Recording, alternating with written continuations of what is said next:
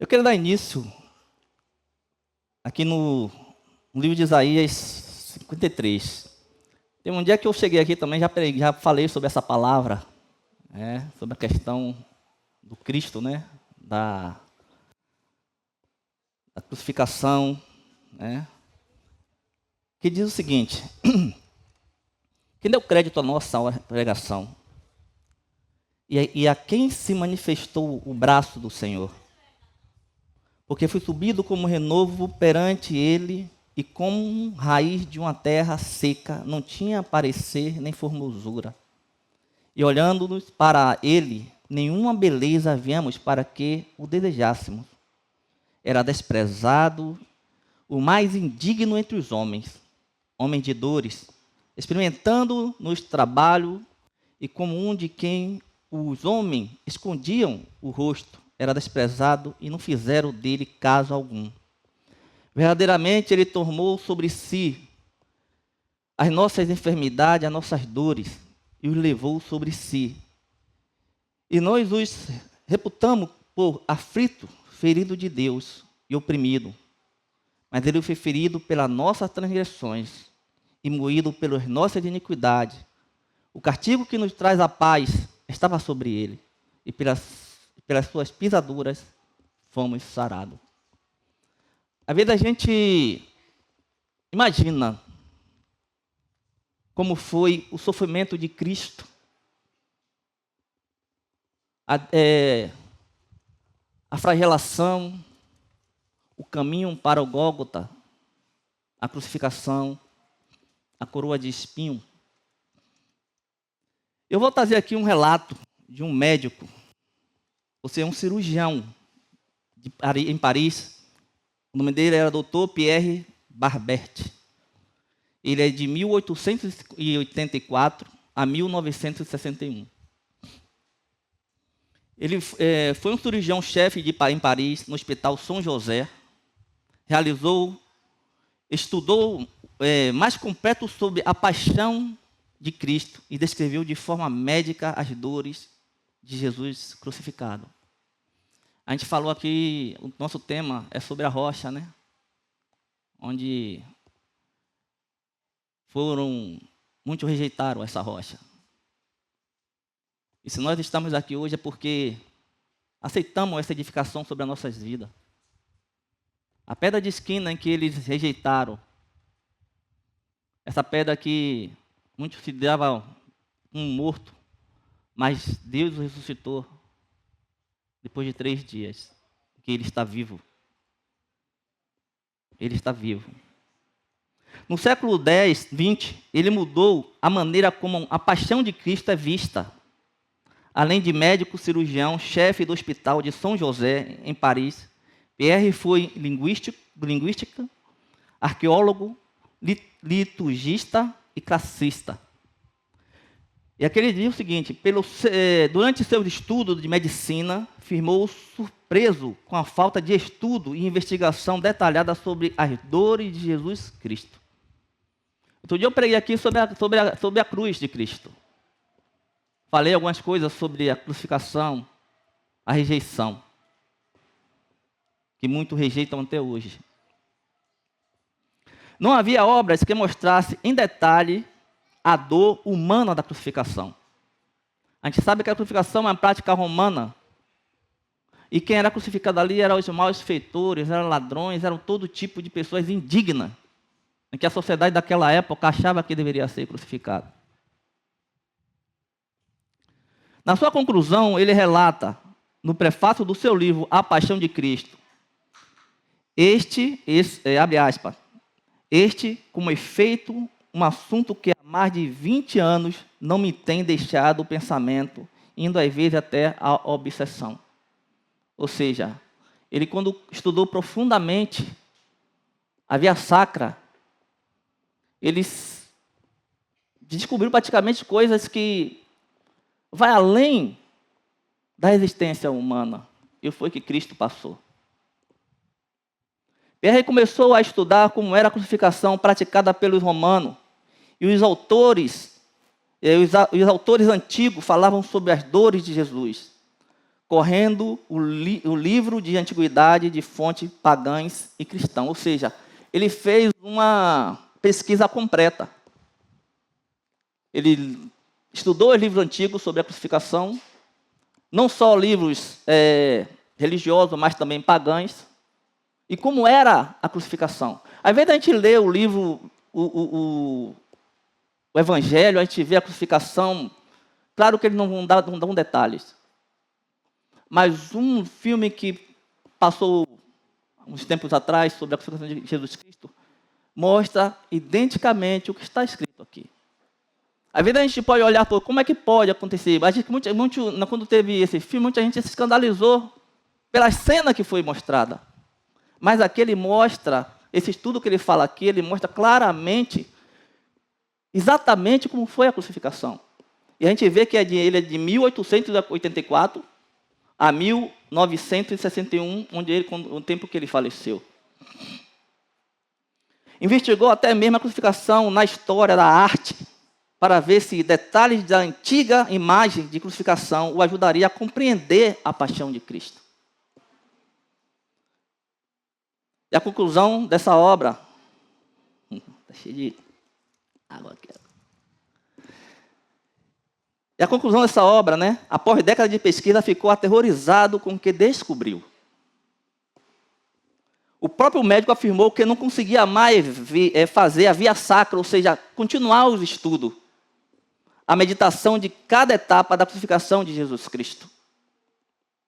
Ao apresentar seus estudos para o então cardeal Persili, o futuro Papa Pio VII, ele exclamou com tristeza: não sabíamos, ninguém nunca nos disse isso. Ou seja, ninguém nunca tinha relatado completamente como foi a crucificação. E aqui vem a crucificação de Jesus Cristo segundo o cirurgião.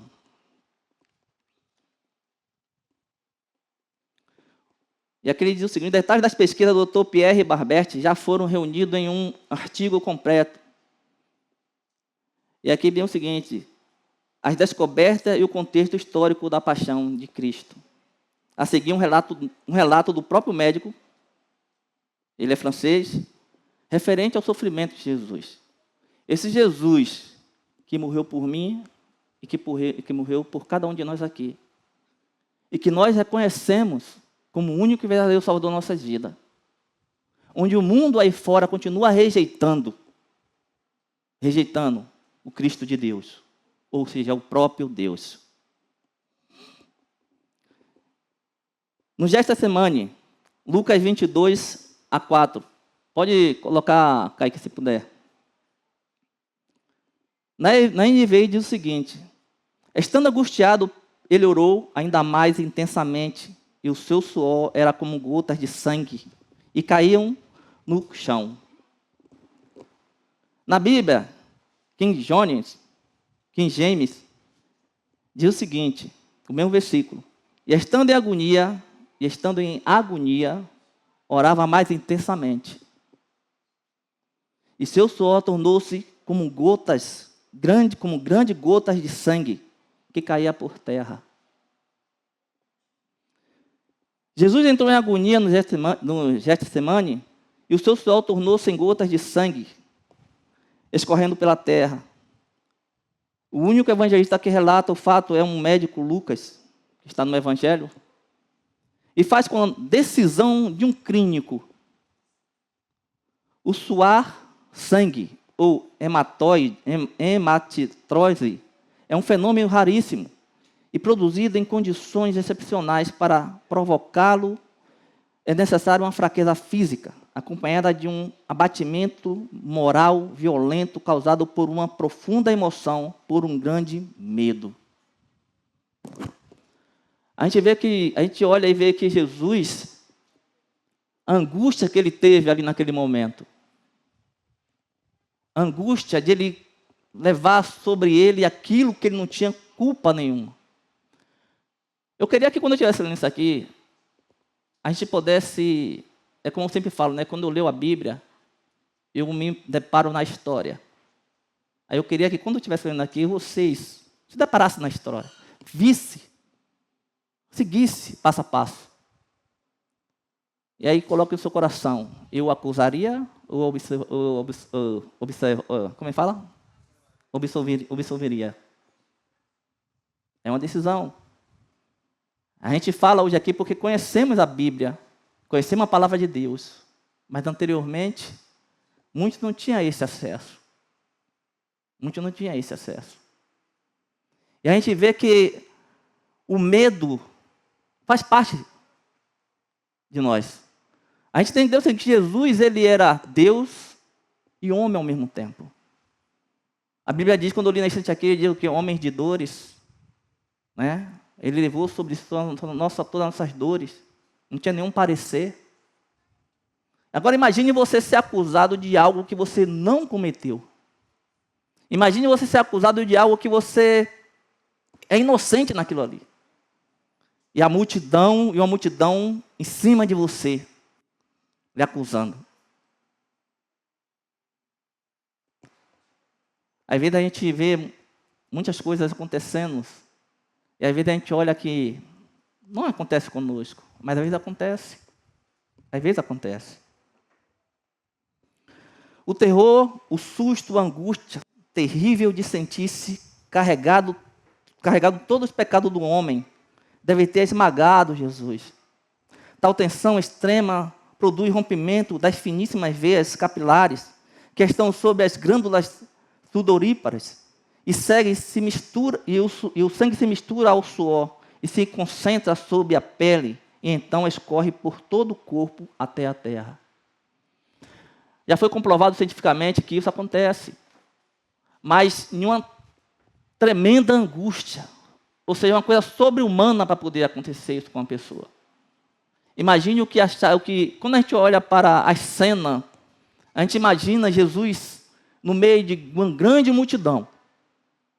Uma grande multidão, os romanos ali também, chicoteando, fazendo blasfêmia dele, usando aquelas chicotes que tem ossos, tem pedaços de chumbo. A dor sobre-humana que ele sentiu. Isso são fatos para a gente parar, para analisar. E às vezes a gente olha para nós aqui no mundo, passando por qualquer aflição, qualquer aperto, e nós já estamos reclamando de tudo. Às vezes coisas que são provocadas por nós mesmos, e a gente vê o resultado depois. Coisas que às vezes está acontecendo, mas sabemos que vai passar. A Bíblia fala muito em provações, e sabemos que as provações, ela vem para nos fortalecer, para nos preparar para novamente, se vem a acontecer, nós já estamos preparados. Mas às vezes a gente não somos capazes de encarar. Às vezes reclamamos, às vezes até desfazemos de Deus, reclamamos de Deus, por que está acontecendo conosco?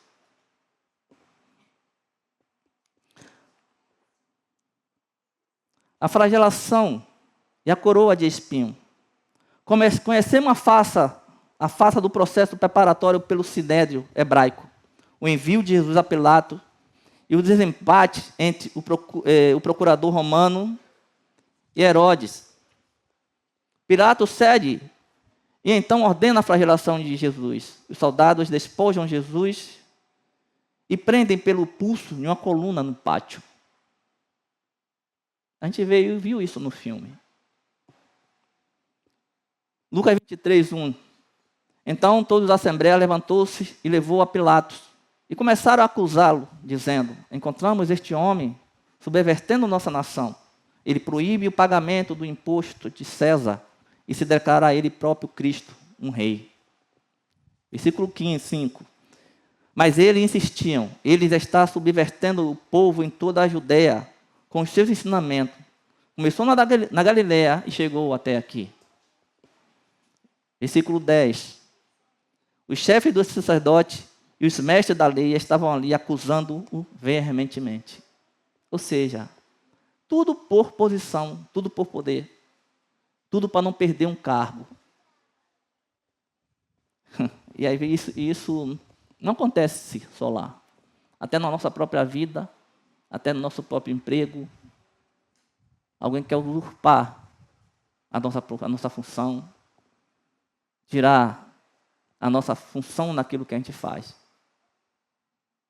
E com Jesus não foi diferente. Os sumos sacerdotes, através de poder, os sacerdotes, através de poder, acusaram. Acusaram porque a gente sabia que havia corrupção naquela época. Eles não queriam perder aquilo. E não é desculpa que ele sabia o que estava escrito na lei. Ele sabia da promessa. Mas eles perverteram a palavra. Ou seja, ele não acreditou no Cristo que veio. A flagelação se efetua com tiras de couro múltiplas, sobre as quais são fixadas bolinhas de chumbo de pequenos ossos. Os carrascos devem ter sido 2, um de cada lado. Isso é um relato do médico. Um de cada lado e diferente estatura. Golpeiam com chibatadas, a pele já alterada por milhões de microscópicas hemorragias do suor de sangue. A pele se delacera e se rompe. O sangue espirra. A cada golpe, Jesus reage em um sobressalto de dor. As forças se desvaem. Um suor frio lhe impregnam a fronte. A cabeça gira em uma vestigem de náusea. Calafrios lhe correm ao longo das costas. Se não tivesse preso no alto pulso, pelo alto pulso, cairia em uma poça de sangue. Depois do escárnio da coroação, com longos espinhos mais longos do que a de Arcácia, os algozes entrelaçam uma espécie de capacete e aplicam sobre a cabeça. Os espinhos penetram no couro cabeludo, fazem-o sangrar. Os cirurgiões sabem que quando sangra o couro cabeludo, quando qualquer pancada, o sangue é muito. E isso foi o que fizeram com Cristo. Às vezes o irmão pergunta, por que eu estou trazendo isso para cá? Porque, meu irmão, às vezes tem certas coisas que nós não podemos esquecer. Às vezes o mundo nos abafa. Às vezes o mundo, ele tira muito de nós. E muitos querem que esqueçamos de muitas coisas que Cristo fez. Não é à toa que eles rejeitam a Bíblia. E nós, como cristãos, como nós que temos Cristo, aceitamos a Cristo, isso tem que estar dentro de nós. Sabe por quê? Para que possamos nos lembrar do que Ele fez. Às vezes a gente se aborrece na igreja, e muitas vezes se afasta da igreja. Mas não está na igreja por causa de Cristo. A nossa fé tem que estar sempre entrelaçada a Cristo. Nesse momento eu orei sobre as coisas ruins que possam vir pela nossa frente. Às vezes a gente olha assim, poxa, vai melhorar. Mas uma coisa que eu posso dizer a vocês, não vai melhorar. Porque a profecia, as palavras da Bíblia, está se cumprindo. E quando melhorar, desconfie. Porque quando melhora, a gente fica, vamos dizer, em berço esplêndido. Só, está tudo bom, está tudo maravilha. Mas como vai melhorar? Se a palavra de Deus ela vai se cumprir. E está se cumprindo a cada dia, a cada momento. A gente tem que pedir a misericórdia a Deus para as nossas vidas. Nós devemos pedir que o Espírito Santo ele nos fortaleça a cada dia. Nós devemos pedir que o Espírito Santo nos fortaleça para os dias maus que possam vir pela nossa frente. A gente não sabe. Nunca sabe. Caminhada até o Gólgota. Lucas 23, capítulo 23, no versículo 26 a 32. E quando levavam, agarraram Simão de Cirene, que estavam chegando do campo e lhe colocaram a cruz nas costas, fazendo carregá-lo atrás de Jesus. Muitas pessoas o seguiam, inclusive mulheres que lamentavam e choravam. Jesus voltou-se e disse: filha de Jerusalém, não chorem por mim, chorem por vocês mesmas ou por seus filhos. Pois chegará a hora em que vocês dirão: felizes as estéreis, o ventre que nunca geraram e os filhos que nunca amamentaram. Então dirão à montanha: caiam sobre nós, as colunas cubram-nos, pois se fazem isto com as árvores verdes, o que acontecerá quando ela estiver seca? E crucificaram Jesus entre dois criminosos. A gente vê que Jesus não era criminoso, mas colocaram dois criminosos. Pilato, depois de ter mostrado aquele homem dilacerado, a multidão feroz o entrega para ser crucificado. Mais uma vez eu pergunto, se nós estivéssemos nessa época, estivéssemos naquela multidão, qual seria a nossa opinião? Colocaram sobre os ombros de Jesus a grande braço horizontal da cruz, que pesava uns 50 quilos. A estaca vertical já estava plantada sobre o Calvário. Jesus caminha com os pés descalços pelas ruas do terreno irregular, cheia de pedregulhos. Os soldados o puxam com as cordas. O percurso é de cerca de 600 metros. Jesus, fatigado, arrasta um pé após o outro. Frequentemente cai sobre os joelhos. Os ombros de Jesus estão cobertos de chagas. Quando ele cai por terra, a viga lhe escapa e escorrega e lhe esfola o dorso. Dorso corresponde à região posterior do tronco e se estende desde a nuca até o cóccix. A coluna vertebral e as costelas formam seu esqueleto ósseo, onde estarão fixados diversos músculos dessa região. Ou seja, o corpo praticamente todo. Finalmente, para ganhar tempo, o soldado escolhe esse Simão Cirineu para que levasse a cruz de Jesus Cristo. A crucificação, Lucas 23, 33 a 49. Quando chegaram ao lugar chamado Caveira, ali o crucificaram com os criminosos, em sua direita e outro à sua esquerda. Disse Jesus: Pai, perdoa-lhes, pois não sabem o que estão fazendo. Então eles dividiram as suas roupas e tiraram sorte. O povo ficou observando e as autoridades o ridicularizavam. Salvou os outros, diziam: salve a si mesmo. E se é o Cristo de Deus, o escolhido, se é o Cristo de Deus o escolhido. Os soldados aproximaram-se também, zombavam dele, oferecendo-lhe vinagre. Diziam: se você é rei dos judeus, salve a si mesmo.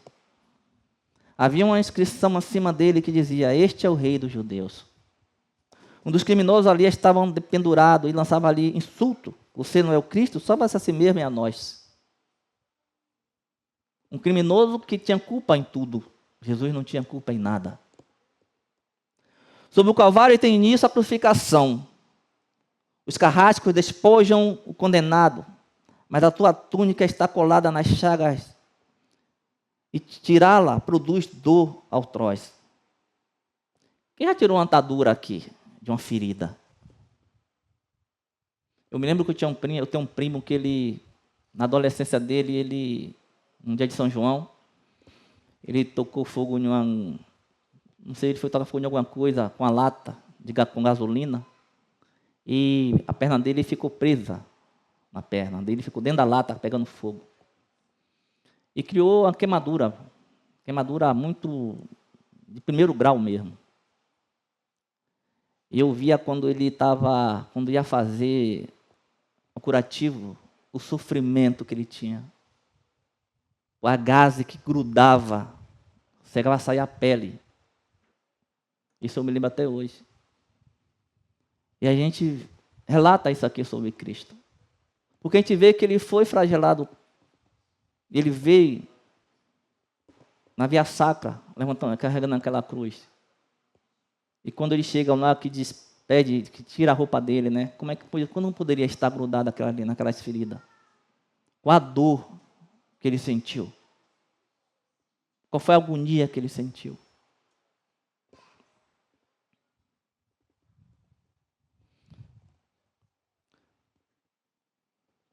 Cada fio de tecido adere à carne viva. Ao levar a túnica, se laceram as determinações nervosas postas em descobertos pelas chagas. Os carrascos dão um puxão violento. Há um risco de toda aquela dor provocar uma sincope. Ou seja, uma perda de sentido. Mas só que ainda não era o fim. Ainda não era o fim.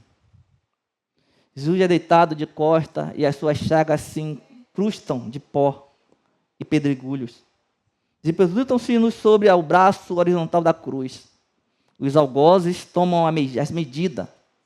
Com a broca é feito um furo na madeira para facilitar a penetração dos pregos. Os carrascos pegam um prego, um longo prego pontudo e quadrado. Apoiam-no sobre o pulso de Jesus. Com um golpe certeiro de martelo, o plantam e o rebatem sobre a madeira. Jesus deve ter contraído o rosto assustadoramente. O nervo mediano foi lesado. Pode-se imaginar aquilo que Jesus deve ter provado, uma dor lacinante, agudíssima, que se difundiu pelos dedos e espalhou-se pelos ombros, atingindo o cérebro.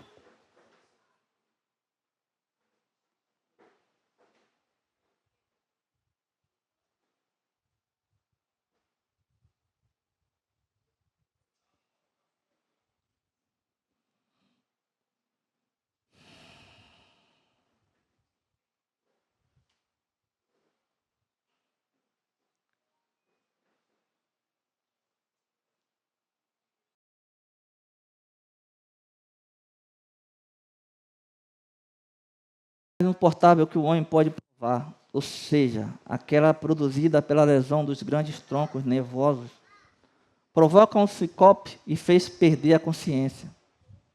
Em Jesus, não. O nervo é destruído só em parte.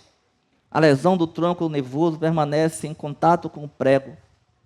Quando o corpo for suspenso na cruz, o nervo se esticará fortemente com uma corda de violino esticada sobre a cravelha.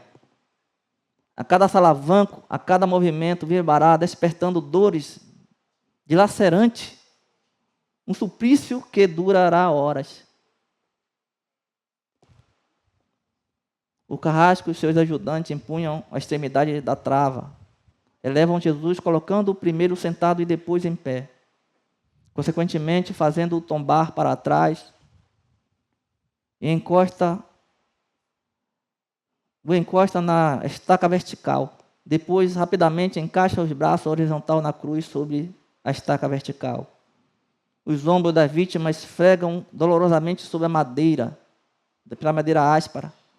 As pontas cortantes do grande coroa de espinho penetram o crânio. A cabeça de Jesus inclina-se para a frente, uma vez que o diâmetro da coroa o impede de apoiar-se na madeira.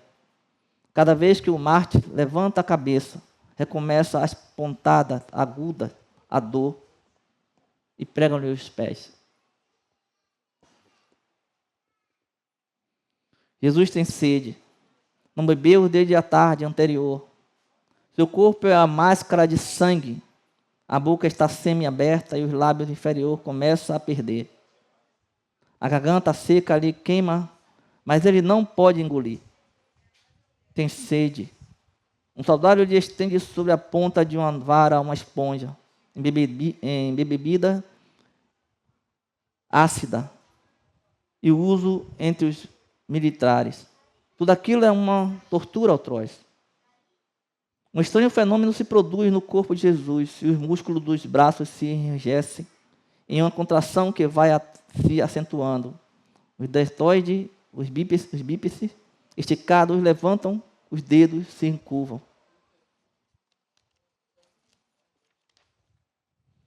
É como acontece em alguns feridos de tétano. Isto é o que os médicos chamam tetania, quando os sintomas se generalizam, os músculos do abdômen se enrijecem. Ondas imóveis, em seguida aquele entre as costelas e os pescoços e os respiratórios. A respiração se faz pouco a pouco mais curta. O ar entra em um sibilo, mas não consegue mais sair. Jesus respira com a úpice dos pulmões. Tem sede de ar. Como um asmático, em plena crise, seu rosto pálido, pouco a pouco se torna vermelho. Depois se transforma em uma violenta púrpura. Enfim, em ciatínico. Jesus é envolvido pela asfixia. Os pulmões cheios de ar não podem mais esvaziar-se. A fronte está impregnada de suor e os olhos saem para fora da órbita. Mas o que aconteceu? Lentamente, com esforço sobre-humano, Jesus toma um ponto de apoio sobre o prego dos pés. Esforça-se a pequeno golpe e se levanta aliviando as contrações do braço. Os músculos do tórax se distendem. A respiração torna-se mais ampla e profunda. Os pulmões se esvaziam e o rosto recupera a palidez inicial. Por que esse esforço? O que Jesus quer falar? E o que ele fala é o seguinte: Pai, perdoa-lhe, porque não sabe o que fazem. No meio de tanta angústia, de tanto sofrimento, ele ainda concede o perdão para aquelas pessoas que, ao nosso entender, ver, não merecia. Mas a Bíblia diz o seguinte, que Deus amou o mundo de tal maneira que deu seu Filho unigênito para todo aquele que nele crê não pereça, mas tenha a vida eterna. Essa foi a missão de Cristo aqui na terra. E a missão que ele tem é de nos salvar. Ele não quer que ninguém se perca. E a missão da igreja é levar Cristo àquelas pessoas que não conhecem ainda a salvação. Foram transmitidas as 7 frases pronunciadas por ele na cruz. Cada vez que fala, deverá elevar-se, tendo como apoio o prego nos pés. Que tortura! Atraída pelo sangue que escorre pelo coagulado, enxame de moscas unem ao redor do seu corpo. Mas ele não pode soltá-la. Pouco depois o céu escurece. O sol se esconde. De repente a temperatura diminui. Logo serão 3 horas da tarde. Todas as suas dores e sedes, as câimbras, a asfixia, latejam dos nervos medianos, lhe arrancam um lamento. Deus meu, por que me desamparaste? Às vezes a gente pode imaginar, Deus abandonou Cristo. Não. Ele não abandonou Cristo. A gente tem que entender o seguinte, que naquele momento, todos os nossos pecados, todos os nossos erros, todos os nossos maus pensamentos, tudo aquilo que é contrário à vontade de Deus estava sobre Jesus Cristo. A minha, a de cada um que está aqui. A de cada um que está aqui. Por que eu trago isso aqui? Para que a gente não esqueça. Para que nada neste mundo que está aí fora venha tirar de nós aquilo que é mais precioso, que é a nossa fé. A pedra de esquina que eles rejeitaram, essa pedra faz parte da nossa vida. É essa pedra que nós escolhemos. É essa pedra que nos sustenta, que sustenta a nossa vida. Não podemos simplesmente imaginar nessa vida que passamos aqui. Essa vida que passa aqui, ela é passageira. Todos nós vamos um dia sair deste mundo, partir. Mas só que nós temos uma convicção. A convicção é para onde a gente vai. Essa é a nossa convicção. Jesus falou, antes de ele subir, falou que tinha que ir para o Pai. Ele enviaria o Consolador. Ele prepararia lugar para cada um de nós. O Espírito Santo, ele está presente no nosso meio. Por mais que a gente passe a dificuldade, mas ele está presente no nosso meio. E o lugar que Cristo preparou, pode ter certeza que está preparado. Paulo fala o seguinte, que nada compara neste mundo o que a glória que Deus tem preparado para cada um de nós. O Cristo crucificado, que muitos pensam que morreu, ele está vivo. Ele está vivo. É esse Deus vivo que a gente crê. A gente não está aqui para adorar um pedaço de madeira, um pedaço de pedra, uma imagem. Mas o Cristo verdadeiro Deus vivo.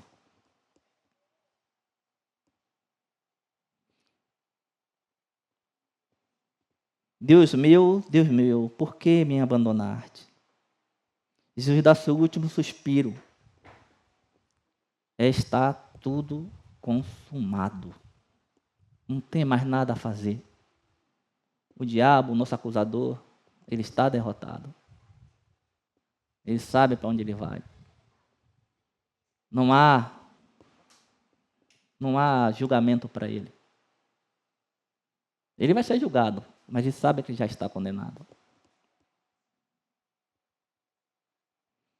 E no último a palavra diz o seguinte: Pai, na tua mão entrego o meu espírito, e morre. Mas ao terceiro dia, ele ressuscita. Ao terceiro dia, ele volta. Ele volta, nos promete o que tem que ser feito, que vai fazer, e sobe para a glória. E o que a gente tem que entender é o seguinte: as chicotadas, as chibatadas que Jesus livrou, era para mim, era para cada um de nós. Aquela coroa que Jesus colocou na cabeça de Cristo, era para mim, era para cada um de nós.